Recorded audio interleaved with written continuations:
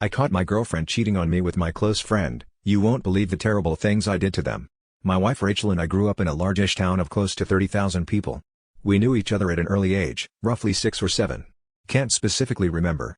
We were practically inseparable. At 16, we started dating each other. When we turned 18, we moved away for work in a city, just a few hours drive away. By 20, we were married and had bought our first house. At 22, we discovered that she was pregnant with a boy. It was then disaster struck about 5 weeks before she was due to go on maternity leave. A large shelving unit collapsed and crushed her. I was told that both her and our child were unalived instantly. 2 of her colleagues had also been injured in the accident, one left paralyzed, the other losing his leg after it had to be amputated.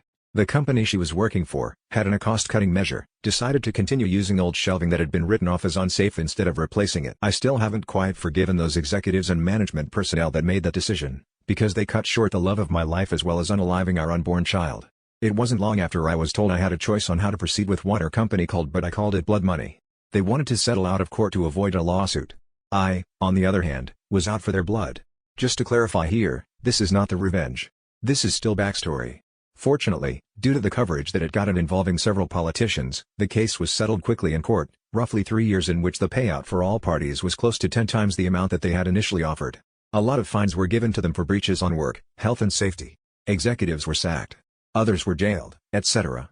In this time, I was still working my job in telecommunications. My mother, bless her soul, had moved in while all this was happening to help me.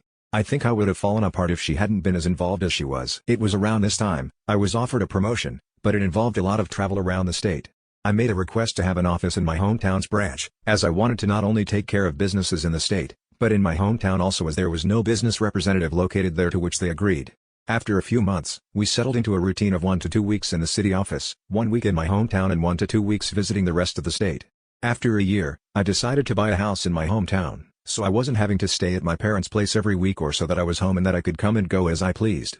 This is important for later in the story. It is about 4 years later that our story begins. I had just returned from one of my trips on Friday, and was checking in some stuff at my office when Harry, the branch's managing director, walked in. We had grown up together also, but had gone to different schools, but since coming back had developed a very close friendship. He asked how things were, and then asked me if I wanted to come to a house party that he was having that evening. But I said yes. I felt like a few drinks with friends were in order.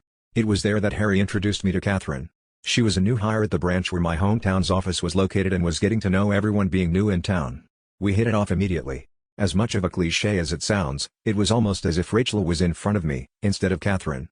I won't bore you too much with the details, but after 2 years of dating, we decided to take the next step and she moved into my hometown's house. Everything up to this point had been going really well. Catherine and my parents got along, and Rachel's parents also approved and were happy that someone could make me just as happy as Rachel had done.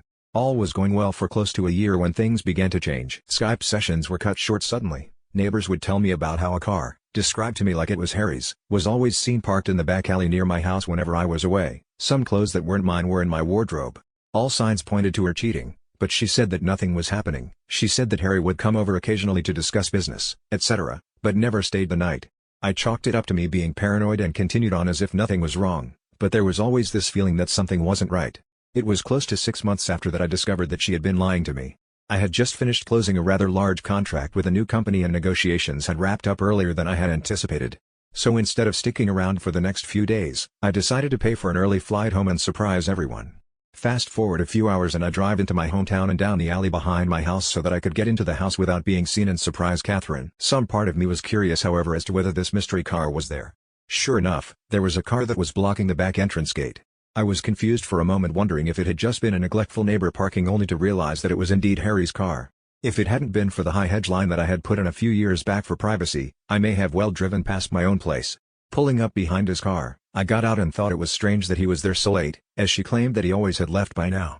As I approached the back of the house, I saw something that stomach drop. In my kitchen, Catherine and Harry were going at it hammer and tong. I froze. Time stopped. There was my close friend, having intimacy on my kitchen bench with my girlfriend. I didn't know what to do. So many questions were running through my head. Was this real or was I dreaming? Why were they having intimacy in my house? Feeling defeated, I turned and left without them seeing me. I sat in my car for what felt like an eternity. I was crying hard, but the sadness quickly turned into anger. The same kind of anger I felt towards those that were responsible for Rachel's death. I wanted to hurt them badly. As a pacifist, I don't believe in violence. It was then I knew I was going to punish them and destroy their lives. And what better time to start than now? I moved my car back up the alley, far enough away from my driveway that I could still see Harry's car, and then walked back to the gate where I could see into the house, and called her phone. They were still going for it when it rang. They both looked at the caller ID and did a double take when my name came up. I could see that she was considering answering it and they let it ring out. After a few moments they were back into it again and I dialed once again. This time she did answer. As she was answering I hung up and made my way back to my car. As soon as I did, she called me back. She asked why I was calling as late as I was and I told her that I was about 10 minutes from home and didn't want to scare her coming in. She, obviously, was shocked and acted happy that I was coming and the call ended very quickly after she said she was going to get up and get changed into something. I said bye and hung up. A few moments later, Harry came peeling through the gate and still half naked, jumped into his car, took off like a bat out of hell. I smiled a little, knowing the fear that both of them would be feeling from being so close to being caught. I waited a few moments before turning my car into the same place Harry had been moments earlier. The night was fairly uneventful afterwards and it wasn't until after she was asleep that I got up and went to my office down the hall. I couldn't sleep. I needed to plan. And plan I did. The revenge my mother always taught me to be a pacifist and to allow cosmic karma to take its course. But on this occasion, I decided the karma could use a helping hand. I decided to punish them separately but destroy both of them. I knew that Harry had a substance habit. Nothing major, but he kept it very private. I only knew about it accidentally after seeing some stuff left out in his place but pretended I hadn't seen it when he had made attempts to cover it up. I began calling some of my more unsavory clientele and made a few discreet inquiries into obtaining some samples that they were willing to part with. A few days later, I had a decent enough stash for my plan to work. About a month later, I had friends, including Harry, around for a barbecue night. After making sure that I sufficiently liquored up Harry, I told him to stay the night and sleep it off. In the early hours of that morning, I took the substances, and an assortment of my personal belongings, and placed them at various places around his car, with the biggest stash in his tire well. Confident that he wouldn't find them over the few months as the rest of my plan took, I locked the car up and went inside to sleep. I also placed some more substances and personal items in his house after driving him home because he was still too intoxicated to drive. A few days later, I staged a break-in, by smashing the back pane of my back door into my kitchen and leaving it open before heading back to the city for a flight. I had several messages the moment I landed. One from my clearly panicked mum, who had found the back door smashed open and had called the police, one from Catherine in tears, and one from the local police asking me to call. After returning all the calls, I informed the police I was away on business, and that I would be back the following week to talk with them.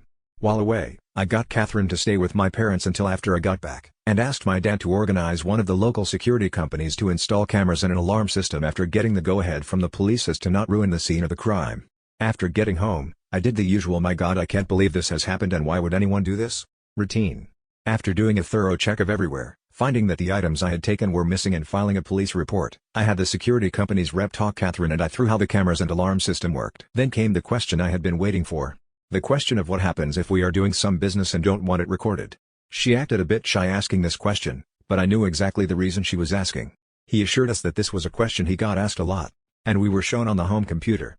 If we wanted to be doing things without it being recorded, how to stop the recording for certain cameras so that we could protect her modesty. As I was walking him out, I asked him if cameras were turned off. Could a notification be sent out? Just as a security precaution. He came back in and helped me through how to set up email notifications and left shortly after. Fantastic. All I had to do was wait. At this stage, I approached our/legal advice for some help in relation to couples law in my country. I needed to make sure that my upcoming plan could legally be done and that I would not be forced to pay out any money or equity to Catherine, as I didn't know if we were classified as a de facto couple or not. Being the sole benefactor of Rachel's estate, I didn't want to be left with any nasty surprises where Catherine could take any of the estate away from me. Shout out to those guys and gals there as they helped me get in contact with a great lawyer who assured me, due to the fact that although we had been dating for close to 4 years, we had not been living together long enough to be classified as de facto, and because I was paying all the utilities on the property that she was living in and didn't pay rent, showed that she had no legal standing to make a financial claim against me. Just to be sure though, he drew up what I felt was a pretty ironclad document just in case there was any legal trouble. The following week, my work had approached me, and offered me a promotion to move back to the city and run the team that I was a part of. Meaning I wouldn't need to travel as often and be in the one location. And due to the success of being located in my hometown, that they were considering having 3 to 5 representatives spend 1 to 2 weeks in the larger surrounding towns, including my hometown as a part of my team. I said yes and began the process of beginning my transfer, which would take about 6 weeks. Perfect. More than enough time to gather all my evidence. Upon getting back to my hometown the following week, I began to start in motion the rest of my plan.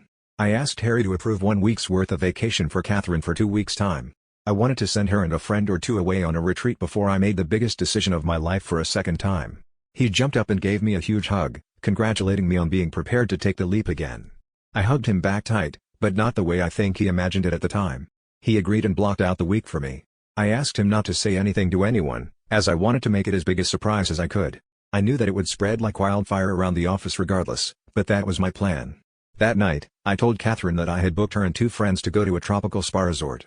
All expenses paid for a week. No questions asked. Pick 2 friends, and come back to the biggest surprise of her life. She screamed like a kid who had just been told that all the candy in the shop was hers to have. I then told her that the following week, I was going to spend it in the city, preparing for a large client who was one of my biggest accounts, and needed some people in my team to help before flying out the following week, and I wouldn't be home until the Monday that she was leaving, so I wouldn't be able to see her, which seemed to disappoint her, but I told her it would be worth it when she returned. What I failed to tell her, was that I had decided to take 2 weeks vacation on the other side of the country. Mentally preparing myself for the shot storm that was about to erupt the moment she stepped foot on the plane, as well as enjoying my first stage of freedom. On Sunday 2 weeks later, I flew back and began driving home. Once getting there, I'd done a quick pass by my house, and sure enough, Harry's car was there. Like the first night I had caught them, I parked a little ways back, and checked the cameras. Asleep, in my bed. No surprise honestly, as I had recorded them constantly do this over the 2 weeks I had been away. I then made my first call to the police, blocking my caller ID.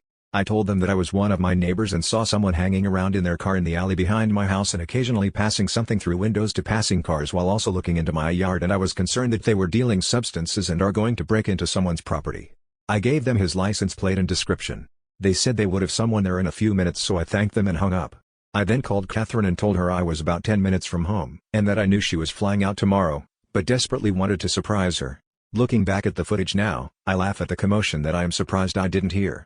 In a few short seconds, Harry was half dressed and flying out the back door to his car. At that point, I couldn't have asked for a more perfect scene. As Harry was peeling away, one of the police cars rounded the corner behind me, saw Harry driving away fast, and gave chase. After pulling in, greeting an excited Catherine, and doing all the couple things, she fell asleep again. I, on the other hand, couldn't sleep a wink. The next day, her and her friends were bundled into a car. After they drove away, I had to wait a few hours, but I began to execute my plan. I called my friend who was a removalist, and apologized for the late notice but needed my place packed and moved on Friday. After agreeing on a time, I told him that he would need to take certain boxes to a storage facility, which he said wasn't an issue. Then I began packing Catherine's belongings. Later that day, I got a call from the police for me to come and identify some property that they had apprehended from a suspect the previous night that fit the description of property I had reported stolen. I grinned to myself, happy that my plan for Harry had grown to fruition, and replied that I would be there shortly to collect it. Of course, when I got there, some of the items were still unaccounted for, due to the fact that they must have still been in his house and they hadn't searched there yet. By this stage, the town was buzzing with news. Events in my hometown don't stay secret for long. Harry was disgraced and promptly fired for his possession of substances and stolen property, and our respective bosses on behalf of the company had extended a formal apology towards me during the week. That night I went to my parents' house and told both mine and Rachel's parents what had happened, omitting certain details, and that I was moving back to the city after being promoted, but Catherine wouldn't be a part of it. They were pretty upset initially that I hadn't let them know what was going on, but were happy that I was handling everything maturely and hadn't sunk to their level. Thought they didn't agree with ghosting Catherine.